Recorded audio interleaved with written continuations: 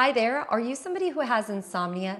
Maybe you have difficulty falling asleep at night, or you're the kind of person who you can fall asleep, but you can't always stay asleep, right? You wake up in the middle of the night and you have difficulty falling back asleep. Well, if so, friend, then this video is for you.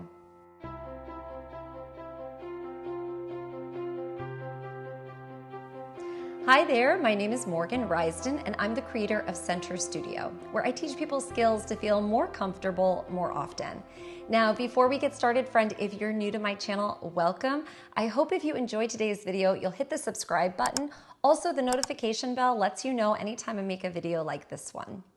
Now, today's video, I wanted to share a piece of advice I recently gave a student of mine.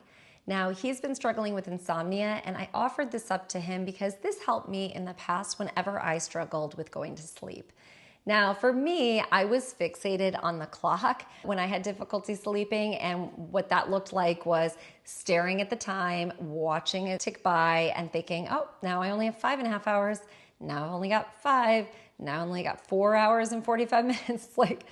Really, friend, those thoughts were not helpful. As you can imagine, it was really stress-inducing. And what that did was that kept me in that fight or flight response of my body, my nervous system. I was stuck in this sort of stressful state, and I wasn't able to get to sleep. Our body is actually built that when you're in fight or flight, you run or you assess the situation and get yourself out of danger. So as you can imagine, that's not a very helpful state to be in when you're trying to fall asleep. But by fixating on the clock, my anxiety was growing, and I feel like it almost became like a snowball, right? It just kind of got bigger and bigger and bigger as it was going down and building up momentum, and just my anxiety was going through the roof. So what I did was I started to get rid of any attention on the clock, and I started to shift away from that. I said, you know what? It doesn't matter. What's important is that I'm having an opportunity to rest. So I shifted my thinking to a state of, if I don't sleep, it's okay. What's important is that I have this opportunity to rest my body and my mind, and I'm grateful for an opportunity to do that. So I get this chance to be in bed where I'm laying down, where there's no lights on, there's no sound. And it really, that alone, just shifting that thinking, started to relax me instantaneously, really, just giving myself permission that I don't have to fall asleep. I'm in bed and I'm relaxing. That's enough. And I feel like as soon as I had that thought, friend, a lot of that anxiety started to dissipate.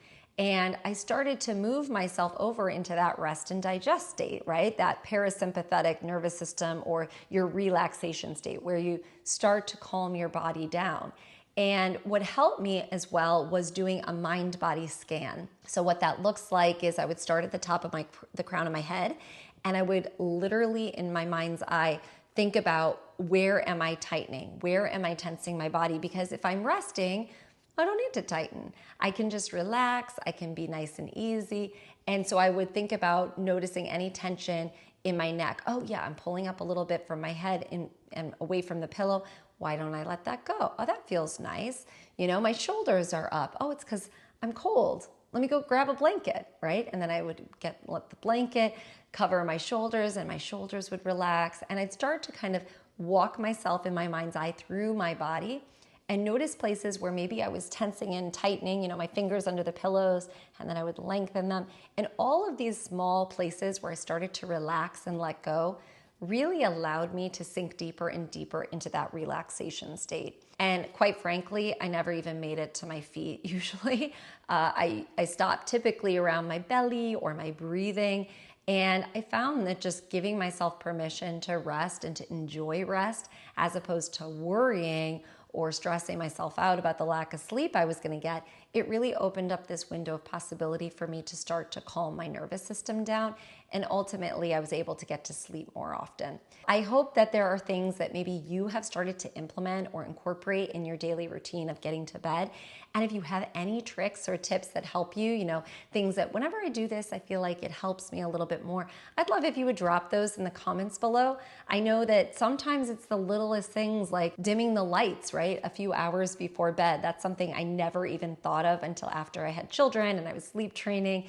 And I thought, duh, Why don't we all dim the lights a little bit before bed? That sounds like a good idea to prepare yourself for, oh, I'm about to enter into a calmer state. I'm about to relax and start to go off to sleep.